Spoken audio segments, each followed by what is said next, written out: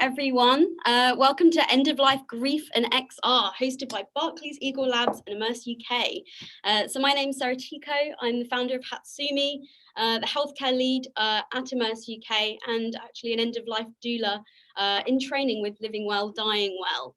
And so it gives me a lot of pleasure and sadness to host this event tonight, as this is the last of a 2-year series that we've been doing around the applications of virtual reality in healthcare. So it feels kind of appropriate to be talking about end of life.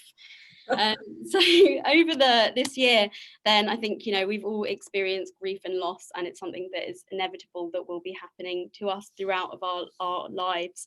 And so I really want to acknowledge the loss that I think we all have experienced of the lives that we had before now, and more things to come, and hope that with this time that perhaps we have had alone in our homes, that we've been able to potentially begin to contemplate our own mortality, start considering our own wishes, what might even happen to our bodies, how we might communicate those wishes to our next of kin, and how we keep the memories of those people alive, and how we can do that through storytelling and technology as well.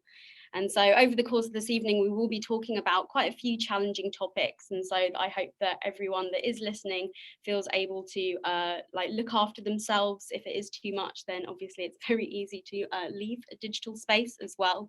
But at the end of the event, we will also be emailing out some resources for if you want to read more about this, and also opportunities to gather support as well.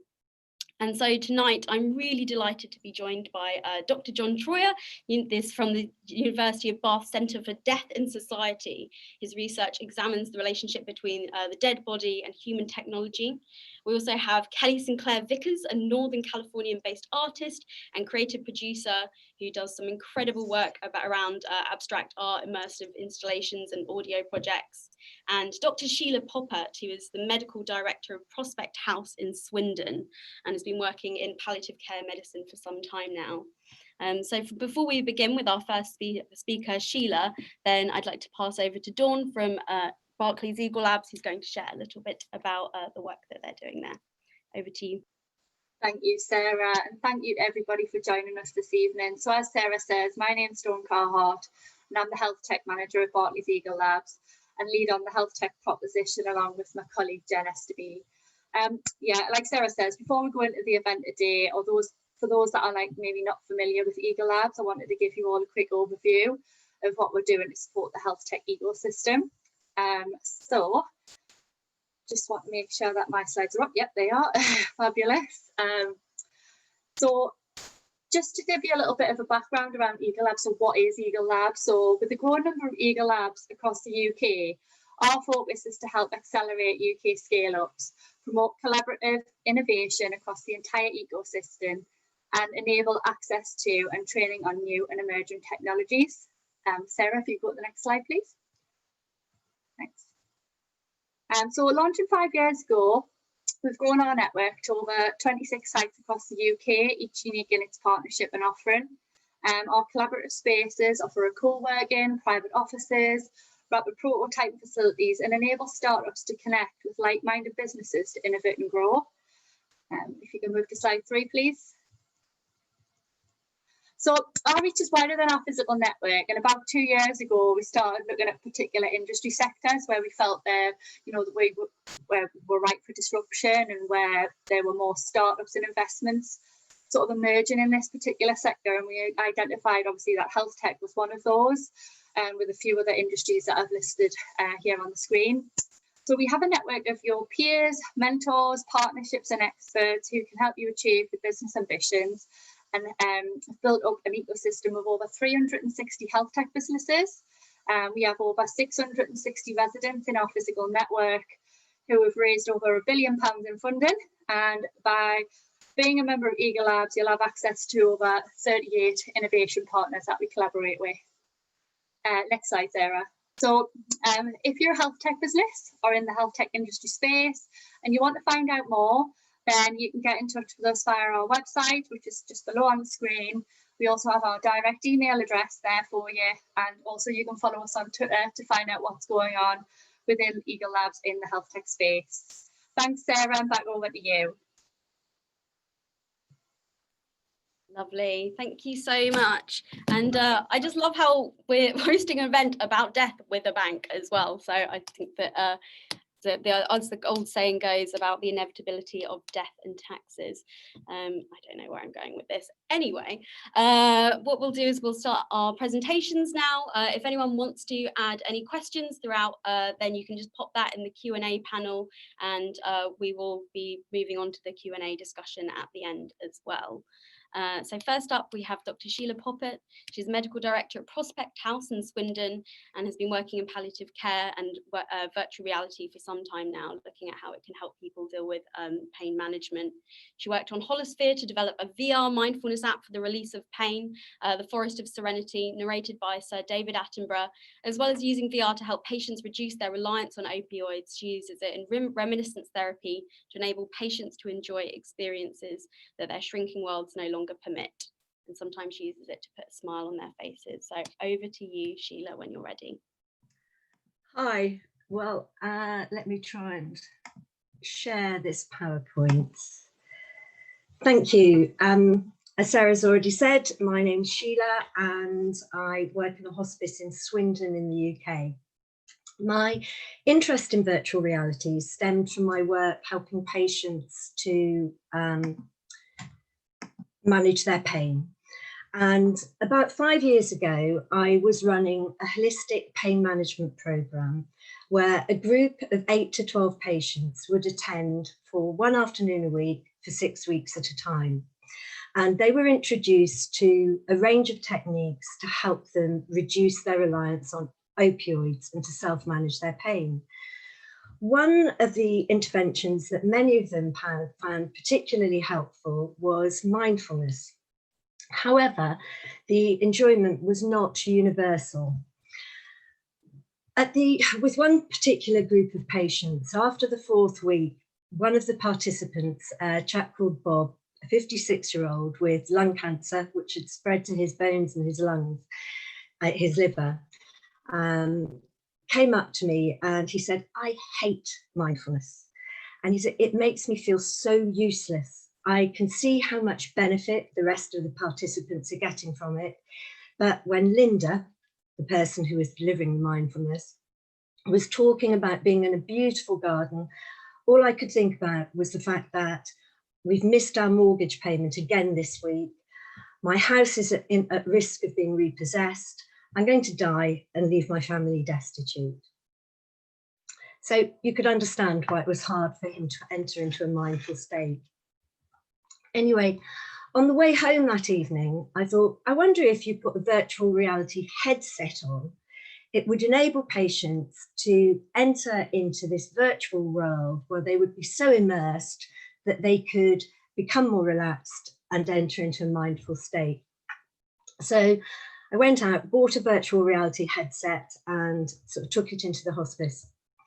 The first patient that I tried it on was a 66-year-old who had a mesothelioma, which is a particularly painful form of lung cancer that's often very difficult to manage with drugs. So he was on large doses of opioids and also drugs to help with the neuropathic element of the pain. But despite that, he was swigging from a bottle of breakthrough pain medication up to 6 times a day. And for several months, he hadn't been able to sleep in his bed. He was spending 24 hours a day sitting in a chair with his arms tightly wrapped around his chest.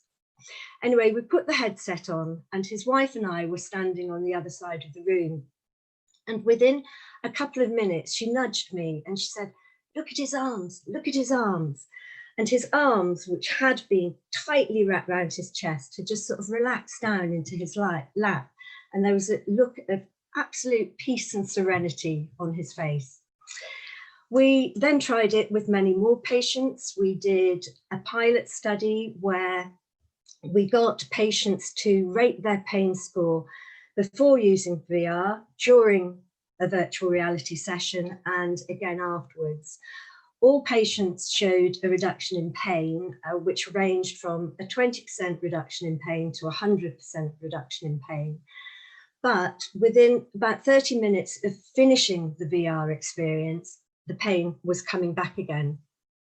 And so I wondered whether, if patients used a virtual reality mindfulness app on a regular basis, that it would actually then enable them to enter into a mindful state without having to put the virtual reality headset on. For example, if they woke up in the middle of the night. And so essentially what we were wanting to find out was whether using virtual reality on a regular basis would reduce the need for opioids. At the time, there weren't any virtual reality relaxation apps that were specifically for the reduction of pain. So I worked with a company called Hospice to develop a virtual reality app called the Forest of Serenity. And it's a guided relaxation that takes you on a journey through a forest to a lake. You pick up a pebble, you throw the pebble into the lake, and as the ripples spread out, your pain sort of ebbs away. And with any guided meditation or mindfulness or relaxation, the voice of the narrator is very important. So we were very lucky to get David Attenborough to provide the narration for this. One of the patients that we used it on was Richard, who was a retired firefighter. He had metastatic prostate cancer. And like the previous patient, he was on massive doses of opioids. Oxycodone, 300 milligrams twice a day, is the equivalent of more than a gram of morphine. And if you think that the lethal dose of morphine for somebody who is opioid naive, who's not had opioids before, is 200 milligrams, he was having huge doses. And despite other strong drugs for helping control the pain, he was still taking extra doses every sort of couple of hours. He was an inpatient in the hospice, and he used the Forest of Serenity every day for 2 weeks. And over that period of time, he was able to reduce his opioid consumption by half. And importantly, he was comfortable for most of the day and only needed to take breakthrough doses sort of once or twice. But apart from pain, there are many other applications of virtual reality for terminal patients. And here are just a few examples. James was a 32-year-old with a brain tumour. And once again, he was an inpatient. And one night he was crying, and he was talking to one of the nurses and said that he wished that he'd had the ability to just stand and hold a golf club one more time. She managed to find a golfing app for use on the virtual reality headset. And he said when he'd finished using it, he said he couldn't believe that the experience felt so real. He said it was nearly as good as holding a golf club. Don was an 88-year-old submariner who had spent much of his life diving deep below the waves. And we had an app for him that was an underwater app. And initially, I thought older patients might not enjoy the virtual reality experience. But in fact, I think the older patients almost enjoy it more because they're not used to gaming. They don't play Xboxes and PlayStations and things. So they're not used to this sort of technology. And what he said when he finished using the app was, he said it was so real that he could smell the rubber from the mask, the gear that they used to wear when they were deep sea diving. He said, and he could hear the sounds of the bubbles, and it just transported him right back. We also use it for patients for the reduction of anxiety and for fatigue. And then Jane, mentioned at the bottom, was a 42-year-old with breast cancer. She was married and she had 2 children, and they had been planning a trip to Disneyland in Florida, but her disease had progressed rapidly and she wasn't well enough to go. So we had 4 virtual reality headsets. She, her husband, and the 2 children were all able to experience going on roller coasters at the same time, and they were all screaming and laughing as they were all enjoying this experience together. So obviously it wasn't the same thing, but it was wonderful to see the sort of look of joy sort of on their faces. And oops, I've lost. No, I haven't. I'm going to finish just by a few more sort of quotes from patients. Powerful, inspiring, mindful. And the one that's hidden behind our pictures was about patients saying that she became so involved in what she was watching that she completely forgot that she'd got pain. Another patient commented that it was as good as morphine. Another said, well, when David Attenborough tells you to let go of your pain, you let it go. And finally, I could stay there forever. And those are just the sorts of comments that we always get. So that's me done. Thank you. So wonderful. Thank you so much, Sheila.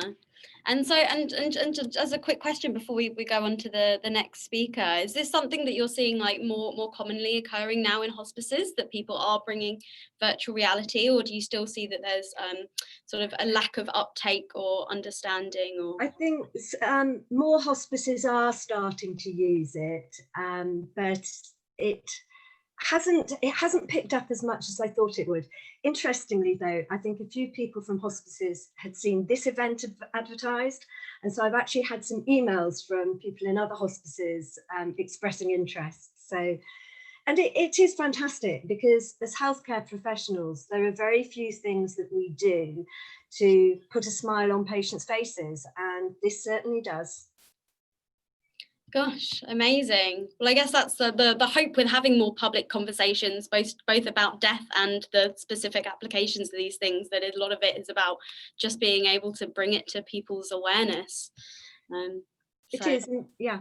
And it's got so much cheaper now to buy headsets and to be able to offer it to patients. Yeah, I think especially now with more and more untethered VR headsets, you don't have to have the computer and all the sensors, and yeah, it's far more accessible and more comfortable for people as well, which I assume is certainly a very important part of it. And so with that, and talking about having conversations with the public about end of life, it gives me great pleasure to introduce Kelly Sinclair Vicars, who is an artist based in Northern California. She has done incredible works and installations with organizations and festivals from Burning Man to San Francisco MoMA, California Academy of Arts, Future Fires, Reimagine End of Life, and many others. She co-founded Dream Logic, an experiential art production company, and is the co-creator of Audio Acid Trips, a home for audio-guided meditations that re-enchant your known reality, and is a founding board member of the Immersive Arts Alliance in the San Francisco Bay Area. She was also a great friend and supporter to me when I first hunted her down when I moved to California a few years ago, and we worked together on an interactive installation as part of Reimagine called Second Chance, that was about end of life. And so I'm very grateful to have you join us, Kelly. Over to you. Thank you, Sarah. It's so good to be here. So yes, I am an artist, but I am really here to tell you about the work of some other artists. I got to co-produce an art show in San Francisco a few years ago, along with my amazing team of fellow collaborators from Dream Logic, as part of the first ever Reimagine End of Life Festival. And let me go ahead and share my screen. So weirdly enough, this art show was inspired by a dream I had, a strange and wonderful dream about a contraption that invited you to experience your own death virtually. And I had this dream at a moment when my friends and I, and certainly a lot of people in tech in the Bay Area, were kind of interested philosophically in what technologies of simulation could do to help, facilitate our kind of a deeper understanding of ourselves as humans. So my friends, Lindsay, Sean, and Lisa and I thought, maybe there's something to this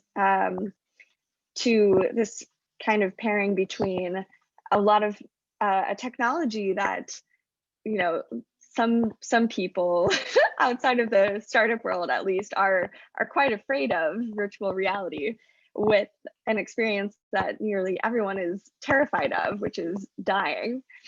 And so we excited to explore death and dying through a virtual and augmented reality art exhibit. And we weren't really sure at the time if anyone would come. This seemed kind of like a strange gamble, but we put out a call to artists, and to our delight and surprise, we got a huge response back. So we had all of these creators respond and tell us that yes, they had a project about death and dying using immersive technology.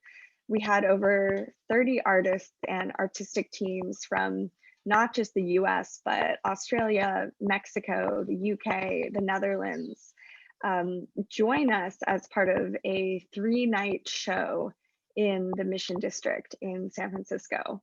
And a majority of the artists were in fact local. This is Mr. Brandy, who is an incredible street musician who came with his alive piano built into the back of his van and serenaded the folks who were waiting to enter the show from outside. So many of the projects we had the opportunity to share were of a deeply personal nature. So I'm just going to tell you about a few of them to get a sense for the show itself. So this is a scene from a deeply moving video game called That Dragon Cancer, created by Amy and Ryan Green and Josh Larson, about the Greens' experience of receiving a cancer diagnosis with their young son. We had the chance to share an incredible work by an artist named Claudia Bisen from a series in which she had done extensive interviews with Northern California hospice patients and paired audio excerpts from those interviews with incredible graphite drawings of the folks who she had spent so much time with. We shared a VR experience by the journalist and creator Kent Bai called Crossover, which was really fascinating. He actually built out a sort of virtual extension of a grieving space, this kind of architecture where you could go and explore what it means to process and grieve a loved one. And this was a VR experience called Imago, built by a San Francisco team called Construct Studio, that invited you into a wheelchair and kind of into the inner experience of a dancer who had become paralyzed. So exploring different sorts of deaths. And then finally, one of my favorite VR experiences ever, this very fanciful piece called Transition by two creators from the Netherlands, Mike Van Roth and Juice Jordans. And I'll show just a short clip from this piece, which is this kind of journey with a dog down the archetypal river of death, perhaps, but reimagined.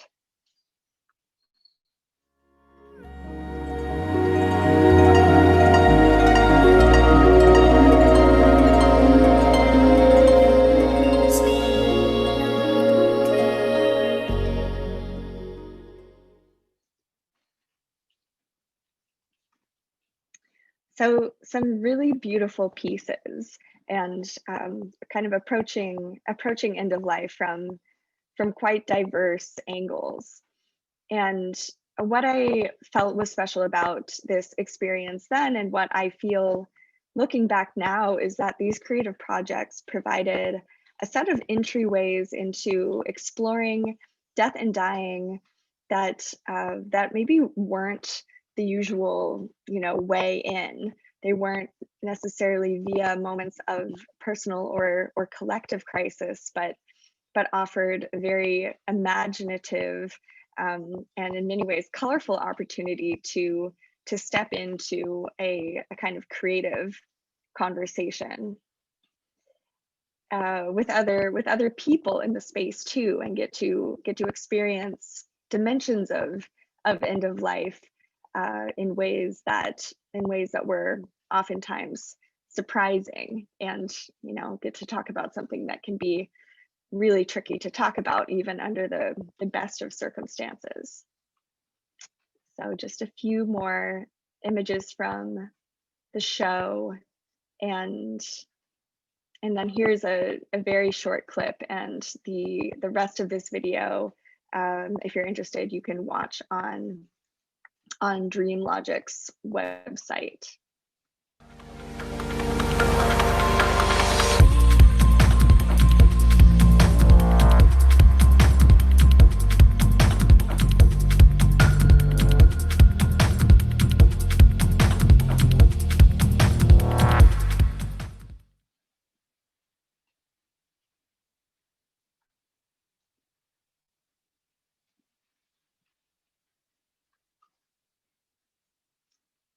All right.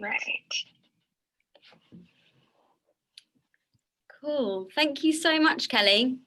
That was fascinating. And I think, just being able to just put the question out there of just saying, like, who is actually doing this stuff? I think it's surprising the answers that you can get back, and just the variation in different ways that people can use storytelling to help find words, when sometimes it can be a real challenge to express that.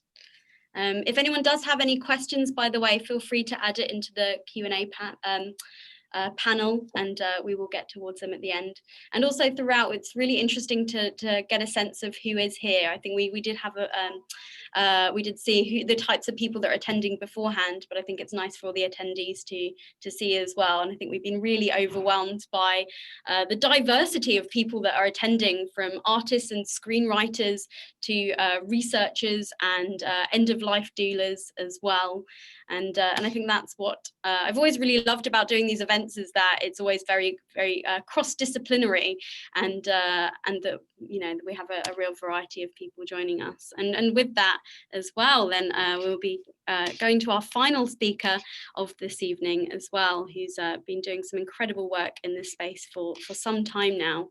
Dr. John Troy is the director for the Centre of Death in Society at the University of Bath.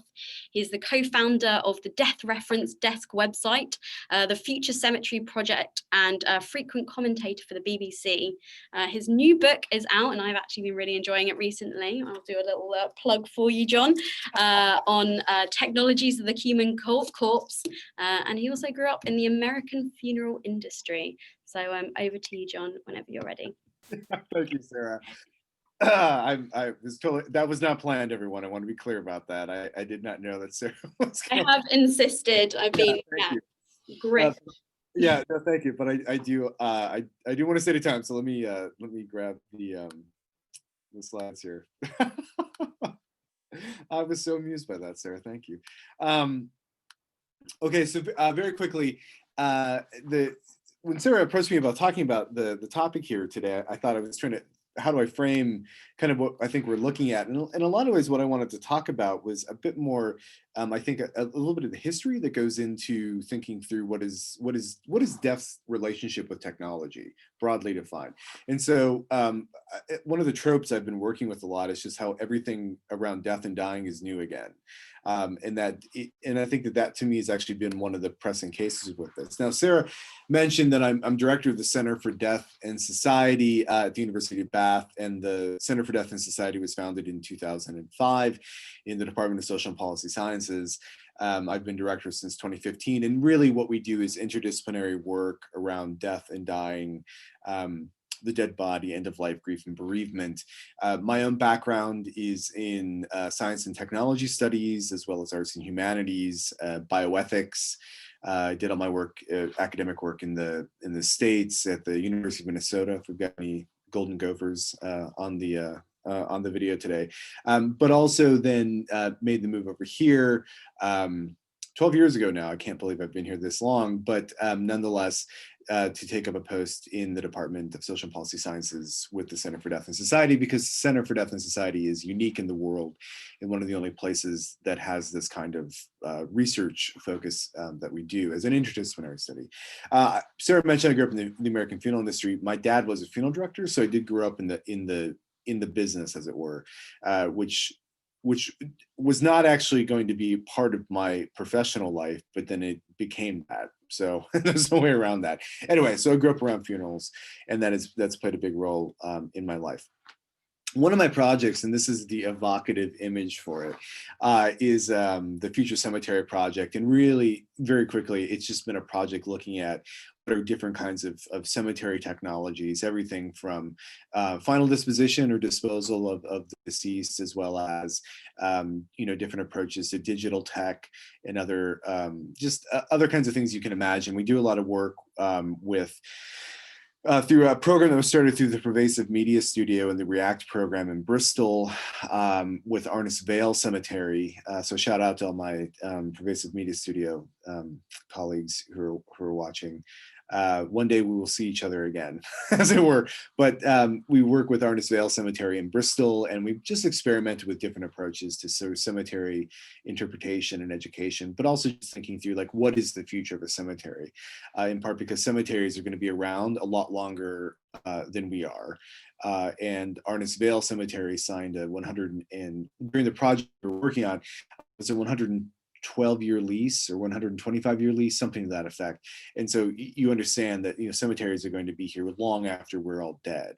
And so what does that cemetery space, how does it design for a kind of a future in which we are no longer living, which is true of most cemeteries in a way. So I became interested in those technological questions. I feel bad that I put the slide in now, but yes, here's my book from MIT Press, and MIT Press would be very disappointed if I didn't plug Technologies of the Human Corpse, which really looks at a lot of 19th century into the 20th century. Not as much digital as you might imagine, but that was a conscious choice in case any critics are looking.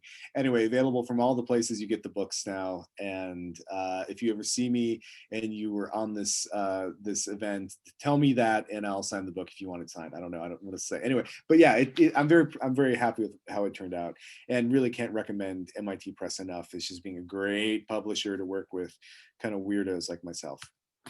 So here's a really good data project that I use this in different talks. So if you've seen me talk, you've seen this before.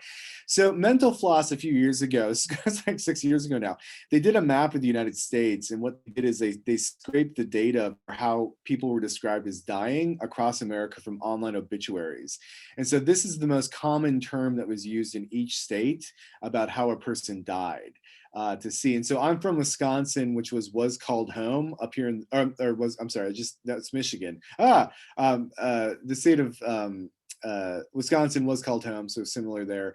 To me, I was always struck by the fact that this just shows you all the different ways we can play with different data sets around different things like online obituaries, and how that you can sort of like from not only an interesting way of how are people described as dead, but you can actually do really interesting public health tracks now, which people are doing around, for example, COVID-19. How many obituaries are listing COVID-19 or the coronavirus? How many cases of, for example, other diseases are listed? Or another way to do it would be, say that there's say the families don't necessarily want to say how a person died, which is fairly common, and it becomes kind of coded within an obituary. What are the different foundations or charities that are listed for people to donate money to? And that sometimes can give you a way to track how epidemiologically people are dying in certain areas. Anyway, I've always thought this was clever, and it's a good map of America to show you where I'm from originally. Like that one. All right, so very quickly in the remaining time I've got, we're going to zip through death and technology today, because I thought that would actually be a really interesting approach to complement the other speakers. And so one of the things I came across, this was actually Katie Rogers with us in New York Times. It was related to, I don't even remember what it was about. I think it was something about, I don't even remember, but she had this really great point, which is the internet has a way of recasting perennial ideas as new, and death has absolutely been part of that. Like, I cannot tell you how much of death has become like reimagined or re-seen through different kind of internet lenses. One of the books I want to recommend to you all that comes out in the 1970s. If any of you see me speak, you'll have heard me talk about Lynn Laughlin's book. Lynn Laughlin wrote a great book in 1978 that that MIT Press republished a few years ago, reissued it. I did do an introduction to it, and one of Ara Francis, who was one of Lynn's final grad students at the University of California, Davis, did an epilogue, which is brilliant. My introduction is a real consequence of it. Then I said, everyone should read this book, and you should, because what Lynn Laughlin laid out in The Craft of Dying is that there was this real emergent 1970s death and dying movement around death as a social movement. And then death became this thing that people are actively engaged in to try and get people to talk about death and dying more. Hospices were new. There was a death with dignity movements, natural movements, all kinds of different kinds of movements.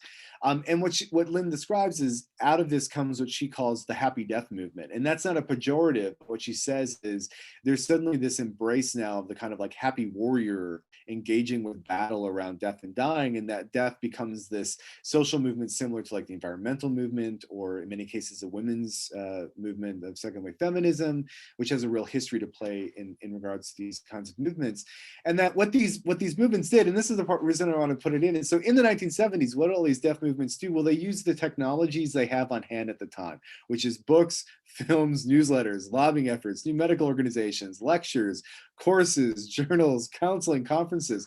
All these things are done, right, to encourage people to talk more around death and dying. And that shouldn't come as a surprise, because what do people want to do? They want to use the communication technologies they've got on hand to encourage everyone to talk around death and dying. So an event like this, and this actually is really interesting to me, an event like this would have been not uncommon in some kind of like, meeting center or conference hall. But of course, how are we doing it today? Well, we're doing it today online, in part because, one, we kind of have to because of the pandemic, but two, because this is the platform we have at our disposal, which is it's a platform created for office meetings that wasn't necessarily meant to have dialogues around death and dying, but hey, it works really well.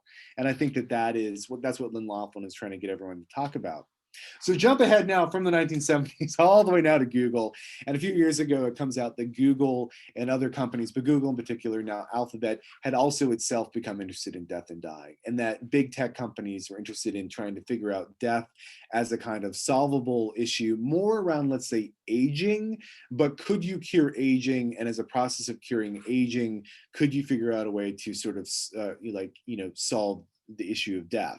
But what this is sort of a perennial return of any kind of technology company to the topic of death, is one, something that needs to be solved, which we can have that whole conversation, whether or not that's the case.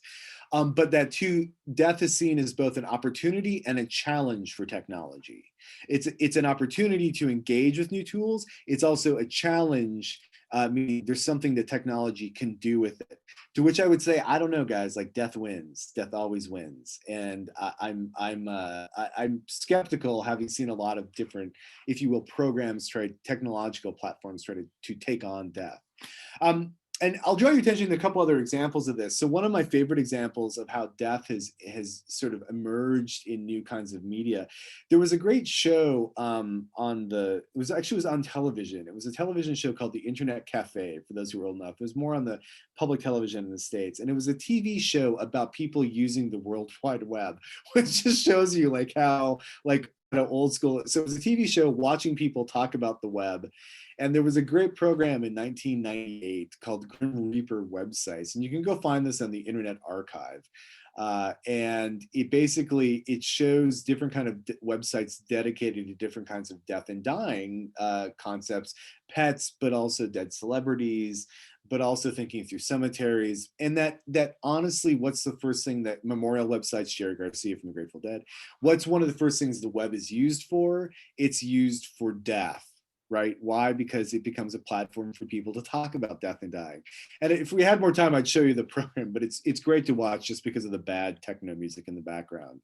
But nonetheless, it really does show you, I think, how building on a 19th century model, and this is where I really started a lot of my work, is that take an older school media, which is photography. What's one of the first things we humans do with photography? We start taking photos of our dead.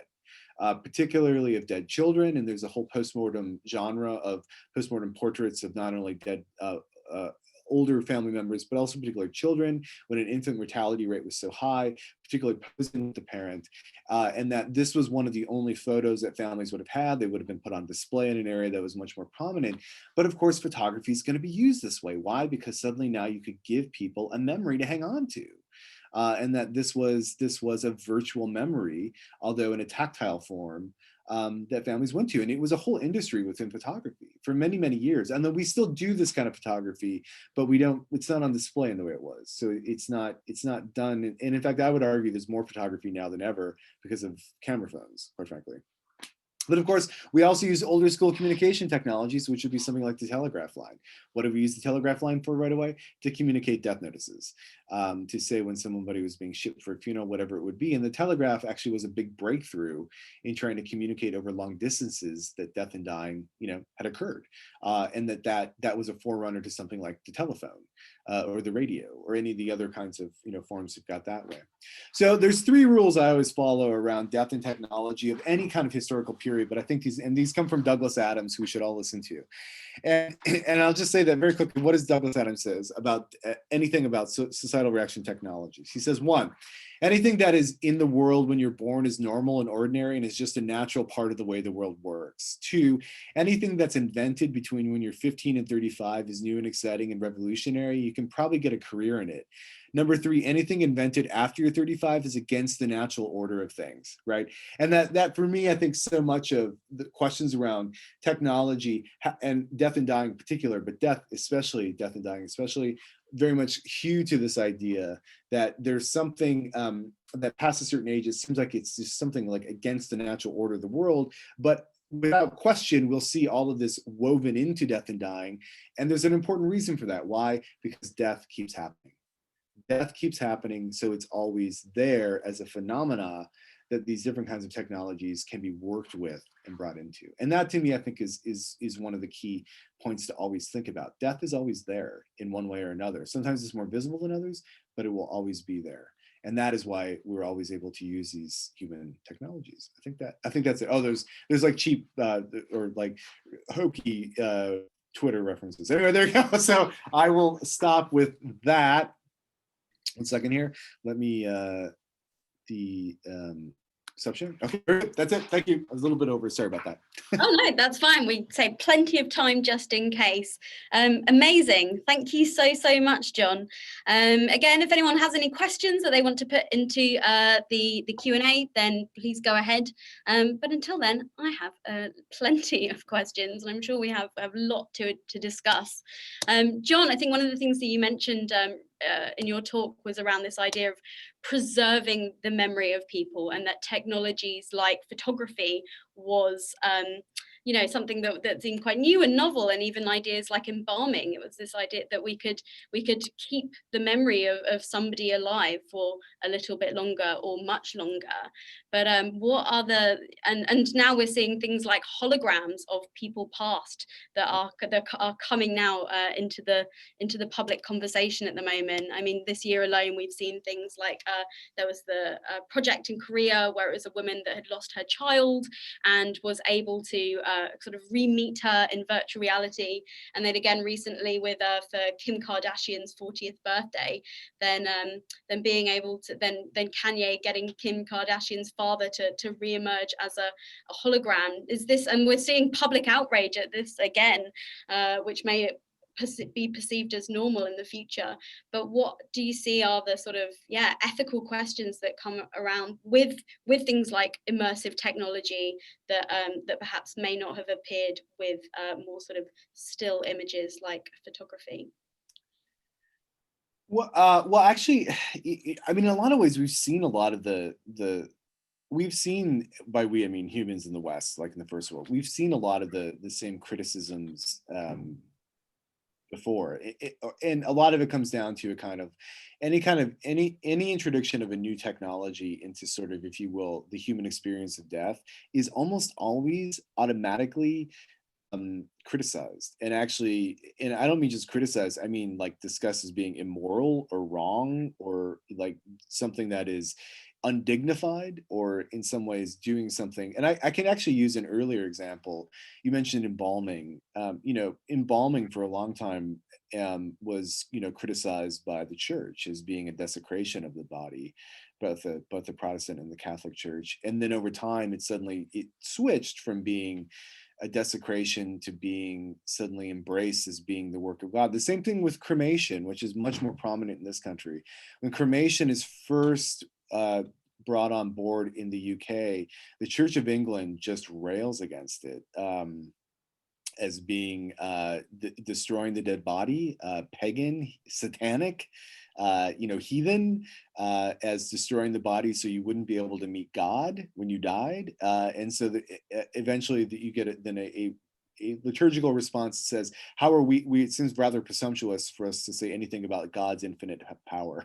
Anyway, my point is that whenever you introduce these new technologies, so jumping ahead now to the phenomena of the of like holograms and other, different, really products that are being bought and sold. I think that the companies that are working in lots of different tools that can be adopted or adapted for death and dying, I think in some ways kind of anticipate, and oftentimes I think hope for some sort of like critical press, because all it's going to do is just make more people interested in it. And I'll give you one example that's not related to what we're talking about today in some ways, but you've really seen this happen, would be sort of what Gunther von Hagens has done with his body reels exhibitions, in which, von Hagens, he does the plastinated dead bodies, or you pose them in different things. He's absolutely, in some ways made his mark, but also his fortune, as it were, based around, widespread condemnation of what he's done. And that has absolutely in some ways accelerated the interest in what he's doing. Does that mean it's unwarranted? No. I think sometimes we can talk about different critiques that are warranted, but I also think it is, you can expect it that way. And one of the big controversies with that, I guess, was around like how they obtained the bodies. And yeah. I think a very, very big question here around consent right of people that have passed and how their bodies are being used. Like, have they expressed those wishes? But yes. I mean, even when it comes to like, recreating the likeness of somebody and putting words in their mouths that they may not have said as well, I guess that's where it becomes quite problematic with technology now, that it's not just that it's a still image, but now we can say, yeah, my dad did leave me all the money in his will because I have deep faked his identity. So, and obviously I think that there is like research ethics, particularly around things like informed consent, as being a real bedrock for any kind of ethical research plan. I think that obviously, I think that extends to for example, funeral planning. Like, I think it's important that funeral planning be followed the way that, for example, if a person prearranged their funeral, that is what they'd wanted to have done, and that becomes important. So, I mean, there's a long way we can get into, but yeah, there is an ethics involved in this. We're only going to see these questions, I think, get more complicated. This is what I think about that. Yeah. Absolutely. And yeah, again, just being able to create a space where people can talk about these things when it is obviously such a taboo topic, that, through things like that exhibition, then it became more in the public sphere. And Kelly, I was curious about with the exhibition or the exhibitions that you've been a part of and all the different installations, what are the sort of conversations that maybe came out of it that were unexpected, or yeah, well, how did that sort of discussion space occur? Yeah, well, it's interesting kind of thinking and talking about consent when it comes to immersive technologies and these experiences.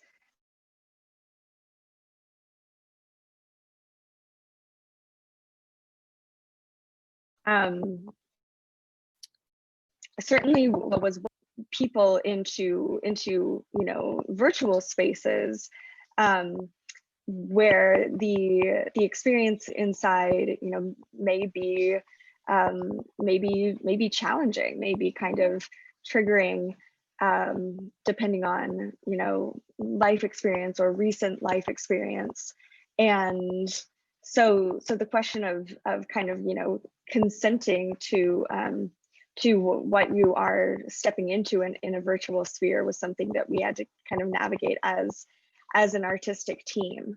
And we did that in the context of this show by sort of housing these VR experiences and other experiences in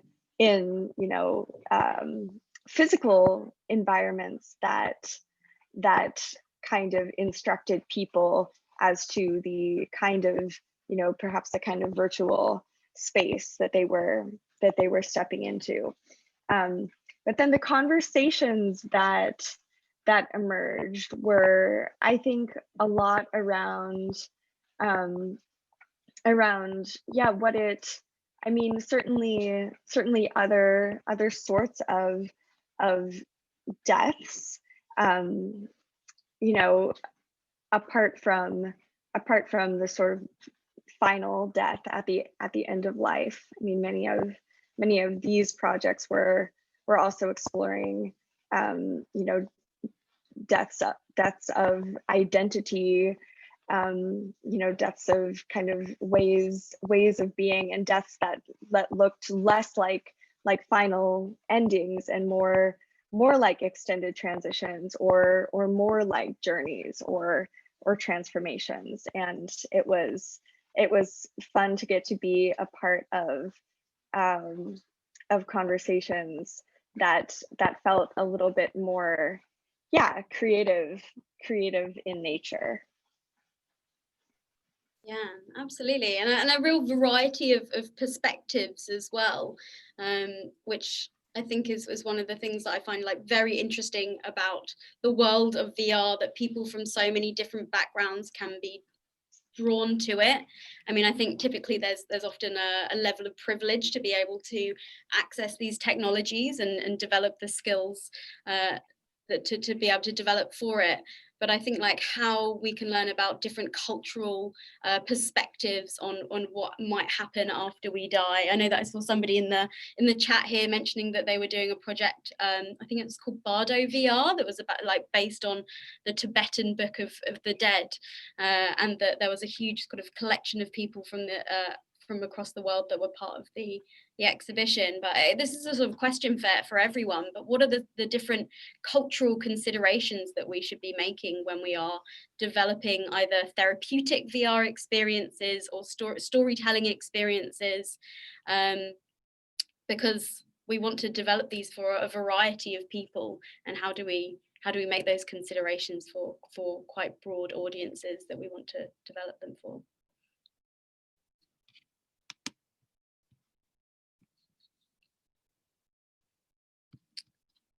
Maybe I will go to, in fact, we have a question from Darren Evans for John. Darren says, what is the best way for an innovative startup to collaborate with research partners? Slight change in topic there. I mean, actually, I'd be curious to hear what Sheila has to say about the cultural interactions around bereavement using tech. Because the one thing I would say about it, I've talked about this in different, I've had conversations with this more with colleagues, is that I think, sometimes depending on where you sort of associate yourself culturally or ethnically or however you want to think about it, there can be an assumption that different cultural groups actually need something like a augmented or a series of augmented tools for grief and bereavement, but actually that within whatever cultural group you're talking about, actually there might be a cultural network that doesn't require that, or it could. You know what I mean? Like it can get tricky because the UK has really developed a very kind of palliative care model. It's very much based around cancer. It's very much based around the work that I think Cicely Saunders did starting back in the 1960s, and that has gone global. And I think that is very productive. The reason I'm saying this, I do a lot of work in China. And one of the things that we talked about, particularly in Shanghai, was that in my colleagues with China, they kept wanting to talk about trying to adopt or adapt, for example, end-of-life tools that had been developed in England. And I kept saying, like, make this a Chinese way. Like what would be the Chinese, what is the Chinese language? What are the words you use in Chinese? Because I don't know any of that. And that's what I think you should be trying to do. And I think that it was important to me that there was a Chinese, which is a mix of all kinds of different things, but that it was seen as being very culturally specific that way. As for very quickly, startups working with research use, I mean, sometimes you can reach out. I'll give you one bit of advice. I talk to any tech company that talks to me is I'm like, tell me how your product works in 20 years, if it deals with death and dying. Because that is the biggest riddle, right? You got, if you're going to be talking about death and dying topics with people, how does it work in 20 years? How can the people you're offering how can they access it in 20 years, 10 years? And if you're going to guarantee it forever, you need to rethink that. Because I've yet to see any company, most death and dying companies, they just don't, they disappear, right? Without being too grim about it that way. Anyway, but I'm curious what Sheila has to say about the cultural things, because I think that's actually a really key issue. Yeah, I think it is very important to not just assume that every culture has the same wants, needs and desires. So it is encouraging that people from very diverse backgrounds, different cultures are getting involved in the debate around death and dying. And I don't think it's for any of us to dictate what is right or what is wrong. And with regards to the ethical questions around things like the holograms and the virtual reality of the Korean instance where there was the virtual reality created of the little 7-year-old girl who died, I think it's quite a universal feeling when somebody has died and you're experiencing that intense grief, to want to be able to hold on to them in more than just a 2D way. As John said, back in the Victorian days when photography was just coming into being, they thought, wow, this is the way we're going to beat death. We can retain the essence of the person in a photograph. But as things progress, that no longer becomes sort of enough.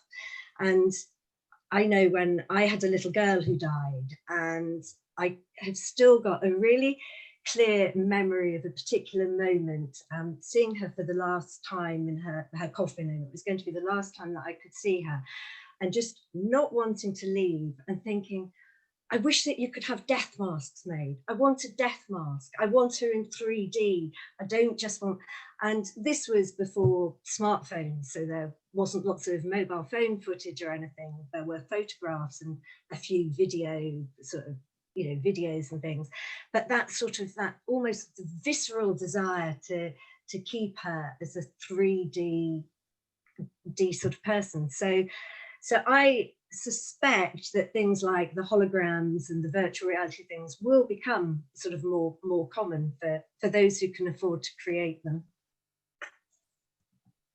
And I think it's a natural human instinct. You don't want to let go. You want to keep that person close. Absolutely. I think the grieving process, I feel like, isn't talked about enough, but I think that sheer desire to want to like stop or bend time in some ways, and just the idea that there are so many different options available that people want to explore as well. I know that my experience of losing my father as well, I was taking so many photographs like at that time, but didn't ever want to do it on a mobile phone for some reason, because again, like, wanted something that was almost like tangible. I remember I had this instant camera and I was like, for some reason I just want to have like one image, and that is the only one that I can hold on to, because somehow that kind of roots it in this reality more. But yeah, I think the different ways that people can explore that is really incredible, and alongside these sort of like specific memories in with people, I think there's an association with places as well, right? And this idea of like pilgrimage around death and going back to places that are significant, and perhaps with that Korean experience, I can't remember where it was based, but maybe there was some sort of like level of significance with that. And And now with COVID as well, the fact that we can't travel and see the world, we can't go to these places. And I was wondering, like, if anyone's come across sort of perhaps like spiritual or religious or pilgrimages or sort of journeys in search of meaning that people are starting to do virtually, perhaps, and what sort of possibilities that games and storytelling and VR might offer for that. Well, I do think, I mean, virtual reality is used a lot for sort of reminiscence therapy, even using things like sort of Google Earth, so that you can actually, you know, you had your honeymoon in Paris and you can go back and walk the streets, or you want to visit Jerusalem, or sort of whatever it is. And I expect there will be, it's, you know, it's continuously developing, more and more things are emerging. There was a really interesting, two things very quickly. Sheila, I'm glad you mentioned death masks, because they've made something of a return. There have been some ceramics artists who've been actually offering death masks. I'm glad, because when I asked for it, the funeral director was horrified. That's a bad funeral director. I'm just gonna like, yeah, that would, no, and there's been a return of that. And ironically enough, the University of Bath in its library collection has a death mask of he was a secular 19th century early advocate of God, what's his name? Early advocate of cremation. Anyway, they had a death mask made, and it's in the private collection. Anyway, but of course they wanted to do like a short film about it. I'm sure you can find it through the University of Bath website. So they called me, of course, because you're like, let's go get the director of the Center for Death and Society to talk about the death mask in the collection. But what our computer science colleagues did, it's such a nerdy project. They were doing like digital scans of it, so we could do like replicas of the death mask through like 3D printing, which I was like, hey, that's what we should be doing. Like, you could do a 3D scan of a person's face and then just do, you know, you could 3D print it, you know, at home if you wanted to. So I wanted to say that, but I wanted to say there was, coming back to Google Earth, actually, there was a really interesting, I can't remember the journalist's name. I think it was a journalist. Slipping on all the names today, but he was looking at Google Earth, and it was of his neighborhood, I think. And in the photo that was taken by Google Earth when they did it, there was a photo of, I think it was his mom, and she had died since the photo had been taken, and she was like standing outside the house or something like that. And that he was really like, it caught him off guard. He thought, but now she's immortalized, you know, in this map until maybe it's replayed. And it was a really striking encounter with the dead online in ways in places you don't expect to see them, you know, in that kind of way. You know, I'm also aware of a project that Google was working on a few years ago, called Bike Around, and this was I think sort of was happening in Sweden, where using Google Earth, someone could sit on a stationary bike and be pedaling around streets from their childhood. And so they were, you know, working with people in nursing homes, I think with different levels of mobility and adjusting for that, but actually allowing them to go back and travel paths that they had, you know, perhaps traveled many years ago in different places. And it's interesting how tools like that. And I also think about the project, the fantastic documentary, I'm sure someone here knows the name, about the man who was taking just audio into nursing homes and playing music from folks' younger years, and how it would just, like, these, you know, people would get up and start dancing who had not danced in decades. So in ways that technology can also facilitate, you know, kind of traveling paths of memory and like memory retrieval, I think there's a lot of exciting possibilities there. Alive Inside, yes, music for nursing homes, really incredible, beautiful project. Absolutely, and I guess that there's this exciting idea that actually we don't have to be creating like totally new bespoke experiences to bring to people in hospices or care homes. That actually we can bring existing things that are fun and playful and enjoyable, and it's not like once you get to the end of your life that you become this different category of person that doesn't get to try all those other things.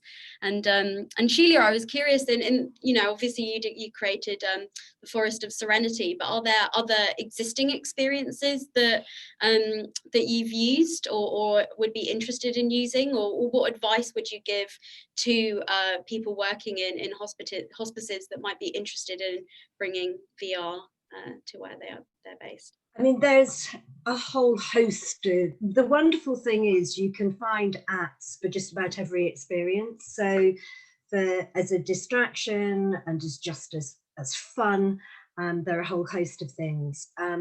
The Forest of Serenity, which is specifically for the relief of pain, is free for anybody to download for use on the Oculus Go. And I've actually, because one of the patients who'd used it wrote to David Attenborough afterwards to say how much he benefited from it. David Attenborough wrote back to me and said he was so touched by this letter. He asked, is there anything else I can do to help? So he then recorded a further 3 scripts for me, one for the relief of anxiety, one for the relief of breathlessness, and one for the relief of fatigue. But as yet, because with the first app, I worked with this company called Holosphere and managed to raise money from patients who'd been using just the generic virtual reality and had enjoyed it so much. We sort of got the money together to make this mindfulness app. But these days, with the the financial constraints, I've not managed to sort out getting these further recordings made into virtual reality apps. So at the moment, I'm getting them put to music so that they can be used as audios, free for people to use. But ultimately, I'd love to get them developed into virtual reality experiences. Awesome. Well, we need to find a way to make this happen. We can't let David's voice be lost. Well, what was very funny was there was, because apart from in palliative medicine, they can be used anywhere as for helping with pain. And I was contacted by a gynecologist from Whipps Cross in London who asked for permission to use the Forest of Serenity for a research project.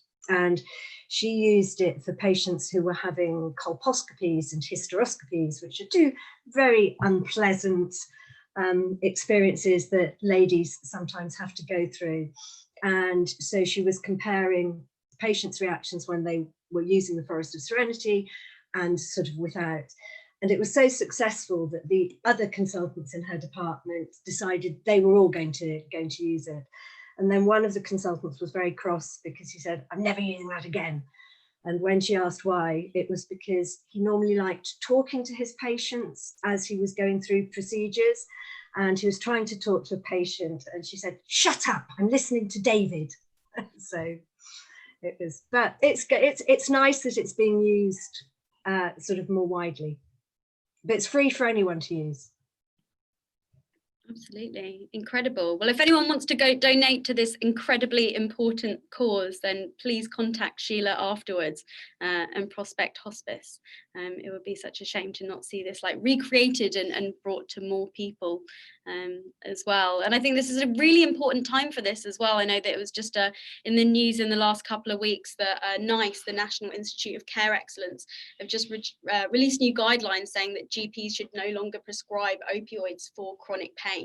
So it seems like a very important moment to think about other non-pharmacological ways to help people that are dealing with these challenging ongoing experiences. Yes, I'd probably spend more time trying to reduce the amount of opioids that patients are on than increase them, because patients often get referred to me on massive doses of opioids, but they're still in pain because pain is very complicated. And if you only look at the physical element that the drugs help with and ignore the emotional and psychosocial factors, doesn't matter what shed loads of drugs you throw at the patient, they will still have pain. So you have to deal with all the psychosocial aspects as well. And especially at the moment as well, and I think a lot of pain can be reinforced by isolation and loneliness. Oh, there isn't anything to distract you, and so being able to have these experiences that can, like, not only, you know, reduce your pain by having these you know, like beautiful stories that you can experience, but doing them together as well, being able to do like multiplayer experiences and dance and move in your living room with people that are further away. But and also for the families, if they can see that the person they love is pain-free, is comfortable, and is relaxed, that all contributes to how they experience grief afterwards. It's the way that somebody dies is very important for those left behind, and the grief that they experience. And certainly at the moment, we're seeing sort of a lot of complicated grief, because deaths have not been as people would like them to be during this pandemic period. And you know, it's difficult situations have been made 10 times worse, because you haven't got the normal, you know, at the time of death, at the time of dying, you can't have the whole family around as one would normally do. And then the whole process afterwards, the funerals and all the rest of it, with very limited numbers of people, and you can't give each other hugs, and all of the things that one normally does to console are not allowed. So it's a very difficult time, I think, for people who've lost people that they love. Absolutely. And I think what I never really expected about sort of losing someone close to me as well was that, like, it's, no matter what, it's always incredibly painful and traumatic, and something that I think we spend the rest of our lives trying to make sense of.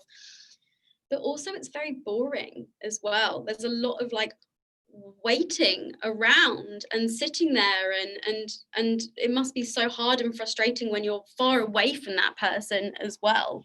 And so things that can keep people sort of connected and entertained as well. Dawn, I know that you had a question that you wanted to add. Would you like to?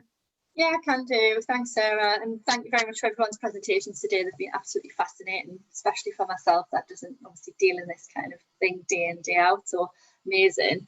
But my question was more around sort of, how do you think sort of funeral directors or funerals, like parlours, could embed the technology? Like how could you bring it to life, and do you think people would use it, like the general public, if it was available? So that's to any of the panelists.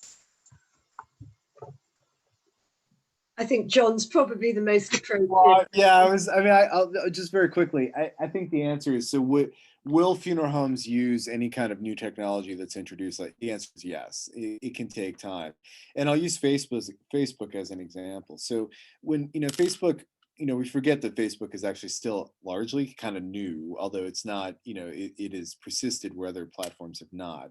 But, you know, for a long time, all the way into the 2010s up through even 2000, let's say 15, a lot of funeral homes kind of resisted trying to use something like Facebook. They're like, that's just not, you know, both in terms of the funeral home, but also just in terms of like announcing funerals, or a place for family people to go and talk about that someone had died, whatever that might be. And then I think after a while, so it took a while, different funeral homes, funeral directors, sometimes younger, not always, but sometimes younger, were like, listen, people are using this and they're going to use it anyway, so we should use it, you know. And so it is inconceivable now to imagine a funeral home not advertising or not publicizing or not offering memorial services for someone who has died through Facebook, right? In that kind of way, that kind of thing, as well as any of the other kind of social media that's just social media. As for other kinds of, you know, setups, you know, video, like webcasting of funerals, I first came across that in 2007. I first wrote about it in 2010, and really that was just adapting business software, right? So so there were actually a number of funeral homes that were ready to roll with webcasting of a form when it became necessary because of COVID. Now, there were a lot that weren't, and certainly the technology has changed more away from, it being necessarily like a business system set up to actually just being on your phone so family members can watch what's going on. But that stuff was all there. And I was just reading a survey of funeral directors, American funeral directors, about things that have changed because of COVID and changes they've made that they expect to see to keep. And one of them was around webcasting, offering video services more than they already were, or actually as part of a normal service. The irony with that, of course, is in the 19th century, one of the reasons embalming became such a big thing was because it enabled time to stop, so you could actually have time to get everyone to come together, where you didn't have to have an immediate burial. But now we're in a situation where everyone is so dispersed, actually we're just going to go to like a video system that will enable everyone to come together who can't do it because of the pandemic. And so in some ways we're seeing a return to like an old problem. And so the answer is yes, they will. It will take time, and I think that we'll see, you'll see different technologies get picked up and used in different ways. Yeah, I feel like it's just the start of it for especially for the UK. And just obviously with COVID and everything like that that's happened, and the webcasting's now sort of kicked that off. So I'm hoping that that's going to innovate even further from here now. I think it is fair to say that any technology we're using in one way or another will find a way that it's used around death and dying. It's sort of like the broad death and dying sphere or end of life sphere. How it's used, and then but also how it persists in being used will always be dictated by sort of what comes next. So let me give you another example. In the 1980s and 1990s, funeral homes over time picked up the use of, for example, VHS cameras and camcorders and VHS tapes, and recording the funeral for people to watch later on a VHS tape, right? And I'm in my office right now, and I've actually got some videotapes of funerals for family members on the shelf here. But of course, what I don't have is a VCR, right? I couldn't find a VCR to save my life to watch, let alone read an American tape. And so, of course, that sort of stopped now. But that was a revolution in terms of recording a funeral that people could watch later, and actually became quite important during the AIDS epidemic, in which you would have families who would exclude partners from funerals. And wouldn't let them anywhere near the funeral, friends, particularly in the gay community. And that tape became the only way that loved ones would have a chance to see what had happened. Like, ye old school VHS tape, like revolutionary tool of love. But I mean, that's what I'm talking about. Like, you can see how these things, but of course, I would love to see like a camcorder at a funeral. I just see people are like, what are you doing? Like, who is, gonna, but that's an example of how the tool gets picked up and used. Absolutely. And wasn't there some outrage a few years ago where there was like lots of like young people that were just taking selfies? The selfies at funerals phenomena. Yeah, I know. Like, I could go on about that. Like, it was Tumblr. What? Right? Where someone had posted like a series of photos that young people had taken, and they called them selfies at funerals. Where they were at the funeral, they were talking about going to someone's funeral, and I was like, okay, one, the use of photography is not new. And two, I find it interesting that we adults are so freaked out by what the kids are doing and how the technology is, dismantling all of these, customs and norms. And I said, ironically enough, it's making we adults talk about death more than we were before. So actually, I think the kids are winning, if I'm honest with you about that. But that was one example of like something that was sort of like, it showed up and then people wised up. Yeah. And I think that people grieve and mourn and deal with things in very different ways. And I think part of that, like selfies sometimes are just being like, I was a part of this and I'm here, and there are so many people that just can't be now. And like, even if COVID does end anytime soon, then yeah, I think it's really interesting how we can rethink funerals, because we're probably not going to be going to very many, around the world for a very long time, and the fact that families are now further apart, that you can't always get to them in time anyway. And like, my family are Italian, and so they bury the body like within a couple of days, and so it's almost impossible to get there in time. But I know we've not got too long left, so I've got a question here from Victoria. She's got a question for Sheila, which is, one of my big interests in XR is for folks to plan their own funerals. I know that for many, this can be an uncomfortable talk. coming into a parlour can be an alarming experience if somebody is physically able to do so. Do you think that the ability to create an ideal celebration of life in an interactive VR experience would help empower one to take control and plan, or do you think it would cause more anxiety around the subject? I don't think it would cause more anxiety around the subject. I think people who are anxious about doing any form of advanced care planning would be equally anxious, whether that was talking about getting their funeral planned down on a piece of paper or as a virtual reality experience. But I do think that it may actually be a way of encouraging more people to actively think about their plans for the future. And it's something that people do shy away from, but we try very hard to get patients and families to engage about thinking about the last period of their life, and whether that's the last sort of months and weeks and the death and post-death, because it makes such a difference if people, and it helps for some people just are not interested in doing it. They cannot do it, and they, whatever way you try to help them to do it, they're not going to engage. But for other people, they can find it very sort of empowering. And also for people left behind, it can be really helpful if there are very clear instructions and a very clear idea about what people want. I was at an old people's home giving a sort of a talk about advanced care planning and encouraging these residents to make plans for what they wanted towards the end, and also for their funerals. And one lady piped up and she said, oh, she said, that's a brilliant idea.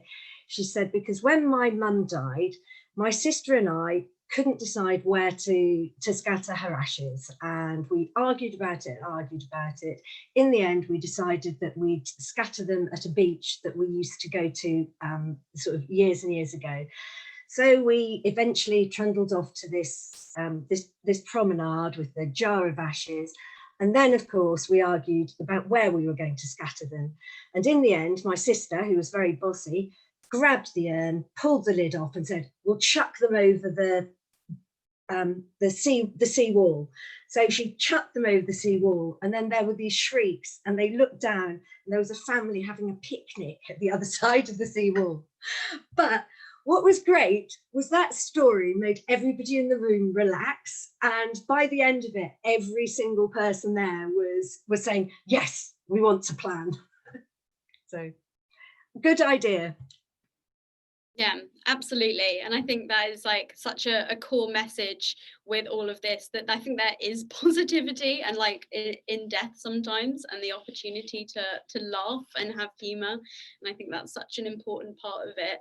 And that we should be having these conversations early, because we never know when this is going to happen, right? It doesn't necessarily happen like in your 90s, it can happen at any moment. And so we desperately need to have these conversations, and we have to think about what we want to happen to our bodies, what we want to happen to our loved ones, like the messages that we want to leave behind. But also thinking about how we want to live as well, and realizing that this is finite, and that we should be doing all the mad, fun, weird, experimental stuff that we want to do as well. And I think that's where the arts and creativity can play such a massive role in that. We have a couple minutes left. I've got one question that I'd love to get to before we wrap up, which is from Lena, which is the pandemic making you think differently about death and dying and the experience of it? So perhaps if all the speakers have a short answer, no pressure if not, and also if people want to find out more about what you're doing and what you're up to, where would you suggest that they find you? Kelly, I'll go to you first. Okay, yeah, well, I mean, one of the things that I'm certainly thinking about right now, given that death is sort of ultra visible, ultra prominent, is also this question with which I think relates to what you just said, Sarah, which is that, you know, if like, how can we come into a relationship with death? How can we come into, I think, maybe a personal relationship with death in a moment where, you know, we're certainly surrounded by it in the news. Many of us may know of folks who have passed or have lost loved ones, but it does, you know, if death is something that we, you know, in former times, former contexts tended to ignore or avoid, like what does it look like to acknowledge it, not just as a terrible and scary experience, but as something with which we might even, come into a kind of, I don't know, another kind of acknowledgement with, or a kind of co-creative relationship with, in the ways that we can. And I really appreciate this conversation and this panel and all the ways in which you all are exploring it.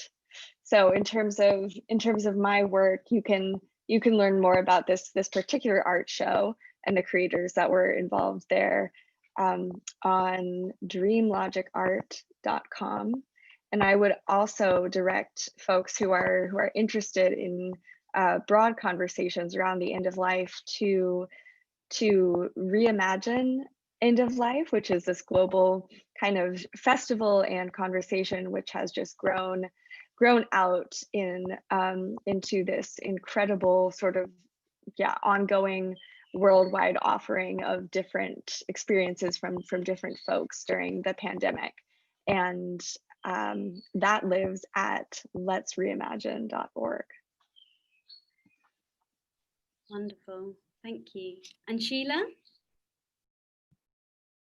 I think the sort of pandemic has highlighted how important the process of death and dying and the manner of it is to not just those experiencing it, but to those left behind. And as I alluded to earlier, I think death this year has been much more difficult for so many people, and for the families and also for the caregivers. I think, you know, we find it really difficult because your automatic reaction, if there is a patient has just died, their son, daughter, mother, father is by the bed, and your instinct is to go and give them a hug, and you're wearing a mask and you're wearing a visor and you've got all sorts of kit on, and you can't give them a hug. And it's so I think it's been really difficult for everybody, but I do think it has increased people's awareness of something that really they should know is, you know,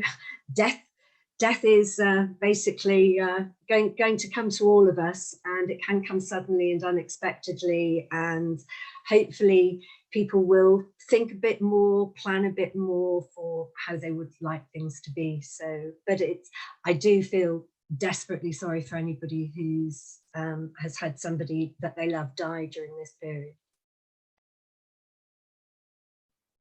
Yeah, absolutely.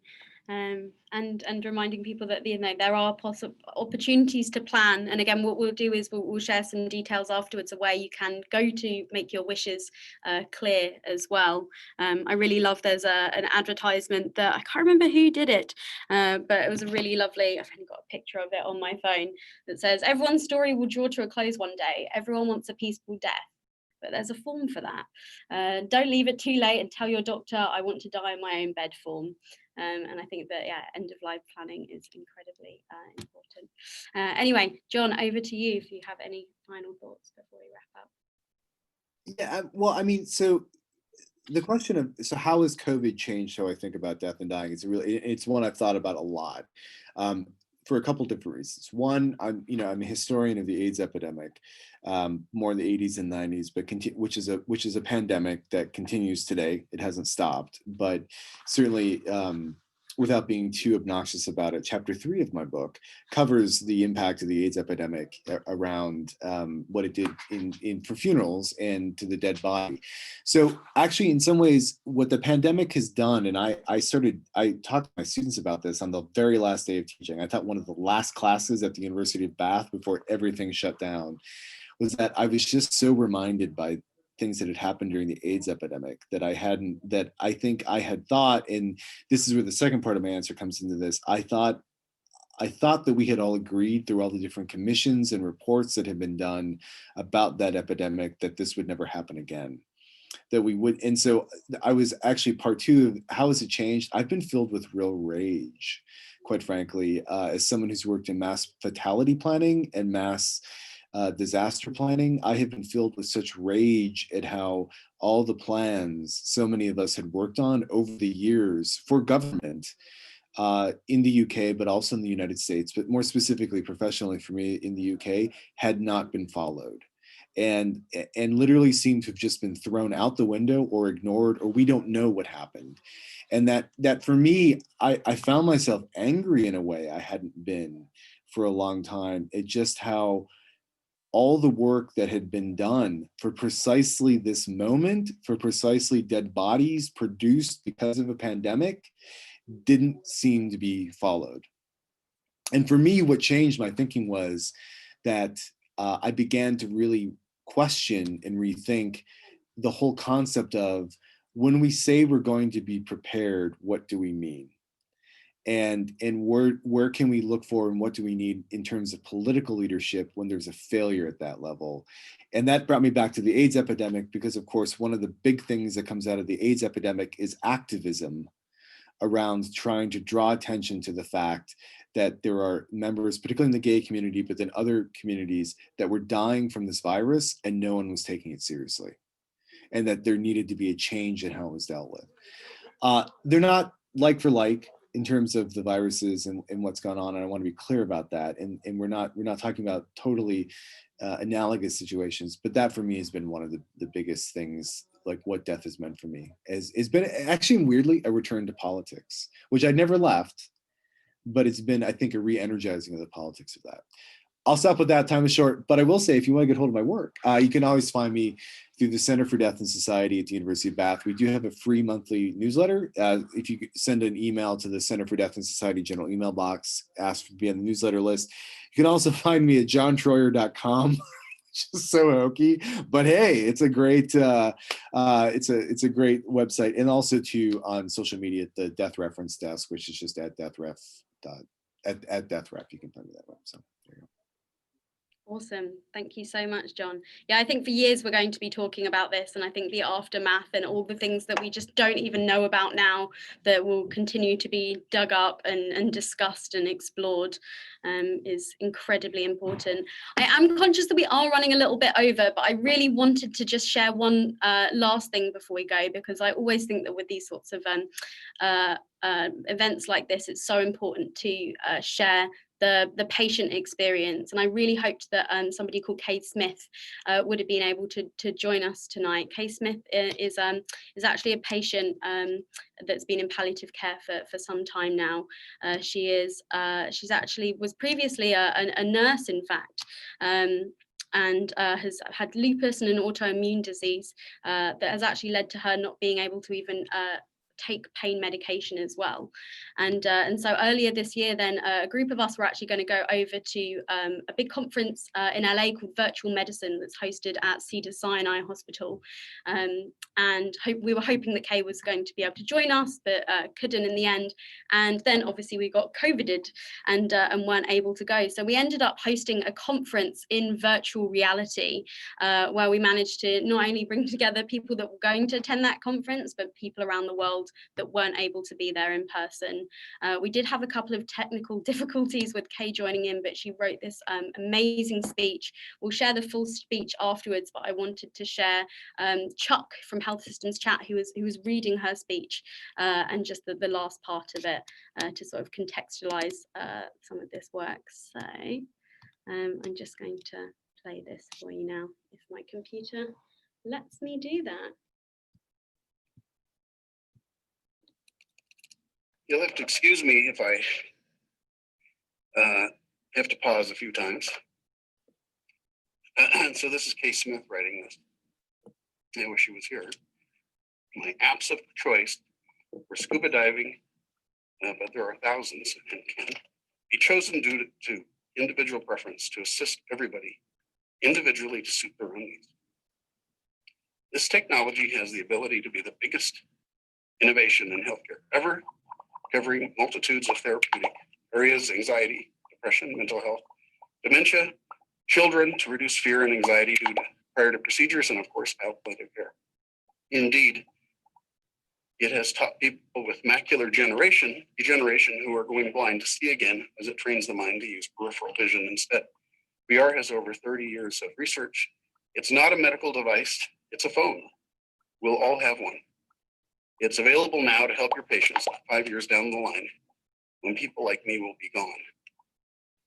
Please go find your K's, that's her name, give them back the gift of themselves. Let them fulfill their bucket list in VR. You have all the technology available. Let's all go to the Ritz rather than sit at home waiting for the grim reaper. Let's live today.